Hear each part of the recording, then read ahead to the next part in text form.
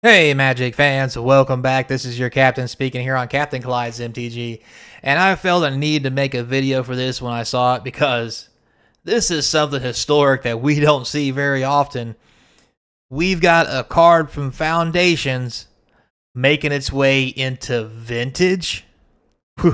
Hold my beer, it's about to get real. So, don't forget, before we get started, comment, like, subscribe, hit that notification bell. The comments down below will feed that YouTube algorithm and help keep the channel sponsor free. Unless you're ShamWow, and I look forward to your phone call. Anyway, links in the description, eBay TCG Player Store. The Christmas giveaway is live now. Links in the description. Check it out. You guys all have a chance to win you some free stuff for Christmas, and who doesn't want cool stuff for Christmas? I'm just saying. And no, hopefully it won't be cold. So, with this historic monument, which hasn't happened in a very, very long time, I think the last time a card flew into Vintage, I can't even remember. Maybe Monastery Swiftspear at best. Mirkwood, maybe? Dweller? But that was a Modern Horizon product. Like, I think from a standard set, it has been years since we have seen a card make its way straight to Vintage upon release. And it's going into one of the wildest, most broken, and expensive, I mean, they're all expensive, it's Vintage, decks of all time.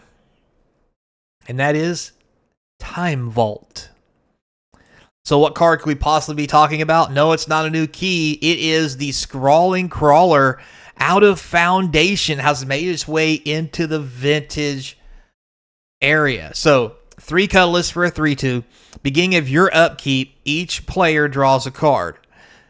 Whenever a player draws a card, that player loses 1 life. So what the Time Vault deck does is it uses cards like Mishra's Workshop, which adds 3 mana. You can only use it to cast artifact spells. It does this for early ramp and rocks and what have you, so it can get out a Time Vault, which in essence says 2 mana, comes into play tapped. You can tap it to eat your next turn. You can tap the Time Vault. Untap it to eat a turn. You tap the Time Vault to get an extra turn. Well, with things like Manifold Key, you can untap the Time Vault and then tap it to get an extra turn, because it doesn't state there has to be, quote-unquote, a turn eaten by Time Vault for it to work. It's just a matter of fact of whether or not it's untapped for you to tap it. So, you can use Vaulted Key, you can use Twiddle, anything like that. But the thing about Vaulted Key is basically for 1 colorless, you tap the key, untap your Time Vault, tap it, take another turn, and then your key untaps on the next turn. You untap your Time Vault, you take another turn. Basically, once you get to 3 mana, well, not even 3 mana. Once you get to 1 mana, really, the Manifold Key will give you infinite loops to take forever on your turns until you find your kill condition, blah, blah, blah, blah, blah. And what's key here is the Scrawling Crawler gives you now that ability to have a kill card, which was lacking in the deck before. I believe the deck originally had maybe some form of lightning bolt direct damage that it would try to recycle to kill the opponent. But again, that came with a lot of shenanigans, because as you see in Mishra's Workshop, you can't tap it for mana unless you're spinning an artifact. So if you are time twisting, you can't use them. You can't use the Workshop for it. If you're casting Time Walk itself, which is legal in Vintage, you can't use the Workshop for it. So you can't do anything with the Workshop other than make artifacts, and that's where the problem lies, because you're basically, some turns you have 3 extra land, some turns you have 3 less land. And also notice it says spend this mana only to cast artifact spells. You can cast this, but you can't activate it with this mana. And that's where the issue comes in. So it becomes very hard. But having a Scrawling Crawler, you can cast it, and let's say you get an extra turn. Once you do, you're drawing 2 cards a turn, and this can hit your opponent for 3 damage. Basically guaranteeing you win once you hit him 7 times, which is way better than trying to do some kind of weird time twister shuffle, draw my bolts over and over, whatever, and hope for the best and really draw the game out. Because basically, once you get enough mana out, once you get a Manifold Key and a Time Vault out, and 1 land and this guy, that's all you need. You don't need anything else unless your opponent can kill this guy, because he'll just keep punching him in the face while the Manifold Key keeps untapping your Time Vault. And let's not forget, you run more than 1 Manifold Key because it's not legendary, so you can untap the Time Vault several times and store up turns on the off chance they do manage to kill this. And what this does, this allows you to run less of those problematic spells, i.e. Time Twister, Time Walk, spells that cost mana that aren't artifacts, or eliminate them altogether, so that you just have to use the Mishra's Workshop. And it's really streamlined this deck, and what's amazing about this is, like I mentioned, it's rare that we see a card from the standard rotation, a brand new card from standard rotation, go into a vintage powerhouse deck like this. This is absurd. And for those of you who want to see what the deck looks like, I do have it here. At least a version of it. May not be the one everybody plays, but so you have your Patchwork Automations, Lodestone Golem, Foundry Inspector. You have your Scrawling Crawler here. You can see the Crawler is $4.99.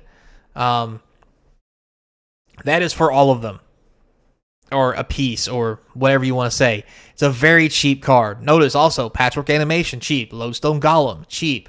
Foundry Inspector, cheap. Like, I mean, Scrawling Crawler coming in at $5 is pretty impressive, especially since it's a rare from a standard set that's not seeing standard play. And let me caveat on that, also not seeing Commander play.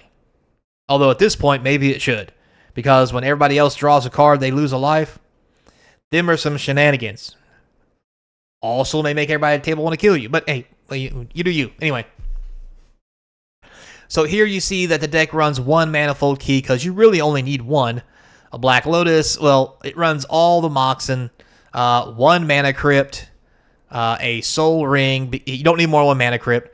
1 Soul Ring. 1 Mystic Forge, because you just cast artifacts off top of your deck. A Vexing Bauble to stop free casting.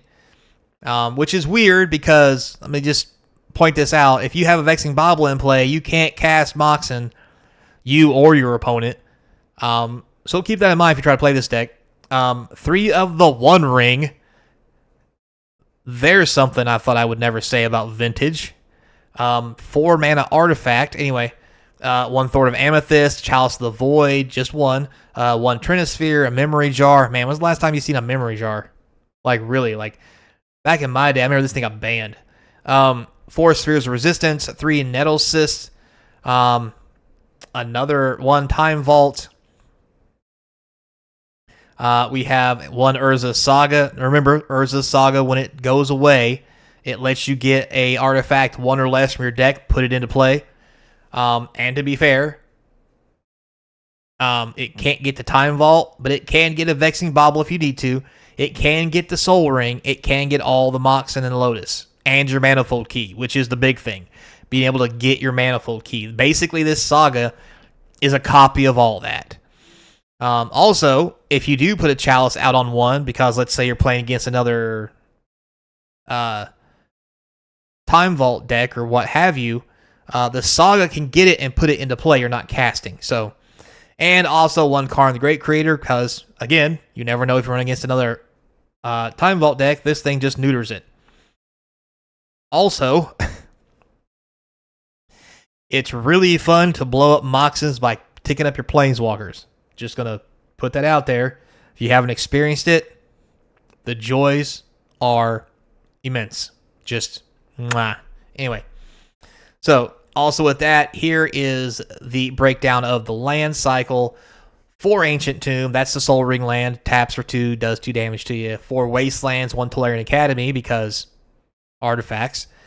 1 Strip Mine, 4 Mishra's Workshop, 2 City of Traders, 1 Inventor's Fair. Again, a way to go fetch your artifacts. 3 Graft Digger's Cage to stop shenanigans. 2 Mindbreak Traps because giggities. 4 Leyline of the Void in the sideboard. Moccasins Lattice, a Pithing Needle. 2 Worm Coil Engines just in case. The last 1 ring and a Tabernacle or Pendle Veil for all them elf decks out there. So, there you have it, guys. It's impressive in several ways just to see a card from Foundations, a new card, not a reprint, from the standard set, from the standard base set, go into a vintage format. It's been a long time coming. And it looks like this bull market we have of new Magic is starting to creep into the old formats. Who knows? Maybe it's the life that it needs to get them old cards rocking again. Brave new world. So, until next time, be kind, and as always, I hope to see you across from the game table.